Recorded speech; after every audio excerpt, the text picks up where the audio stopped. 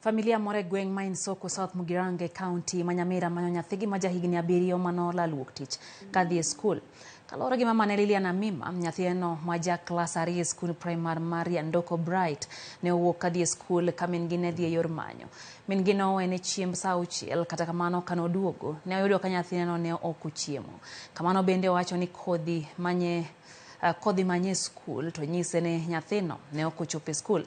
Familia no osego report e stesend obila ma Nyamusi kendo gikwayo ng'ata monene okonygi mondo mi giyude. Anasoma Ndoko Bright Academy, ni mtoto wa 7 years na anaitwa Virginia Mora Amima.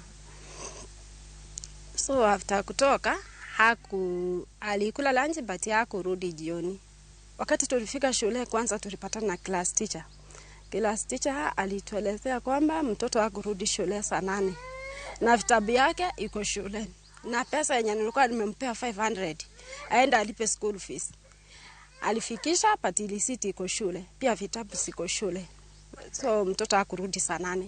Huyo mtoto ametuacha tu in suspense. Hatujui cha kufanya. Tafadhali mwenye anaweza muona hatujulishe kwa hizo namba nimetoa. Ama anaweza ripoti kitu yoyote ya polisi. Tunaweza mpata kutoka hapo. Sasa wakati tulitafuta mtoto ikashindikana, tukaenda mpaka huko kwa polisi. Tukaandika OP Nyamusi police station, ndio tulienda. Ni mtoto mpole na anapenda kucheka. Anaelewa Kiswahili, anaongea Kiswahili, anaongea na Kikisi. Na ni mtoto wa kanisa vile nimesema, ni mtoto wa PMC.